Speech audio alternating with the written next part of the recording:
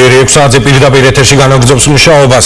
H1N1 ვირუსი, მისი პრევენცია და სრული ინფორმაცია სასტუმრო რედისონში დღეს მედიის წარმომადგენლებისათვის სპეციალური საინფორმაციო შეხვედრა გაიმართა. ვირუსის წარმოშობაზე, მუტაციასა და მის მიერ შექმნილ საფრთხეზე ჟურნალისტებს დღეს მედიკამენტ დაბმფლის მწარმოებელი კომპანიის რაშენის წარმომადგენლები და ინფექციური საავადმყოფოს ექიმები ესამუბრებოდნენ.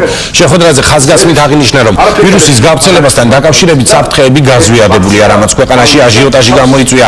დღეს რაშენის წარმომადგენლებმა აღნიშნეს, რომ ტანმთვლის მიღება 18 წლამდე ასაკის მოქალაქეებისათვის ექიმის დანიშნულების გარეშე სარისკოა.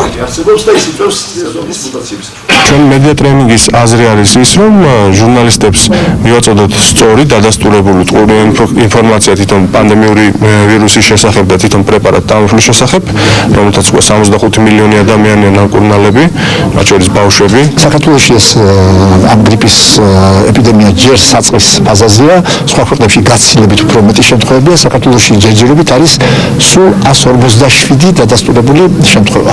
სავარაუდოდ არა დადასტურებული შემთხვევები, ანუ ისეთი შემთხვევები, როცა პაციენტმა არ მიმართა ექიმს, ძალიან მსუბუქი ფორმა ჰქონდა და სახლში გადაიტანა ეს გრიპი,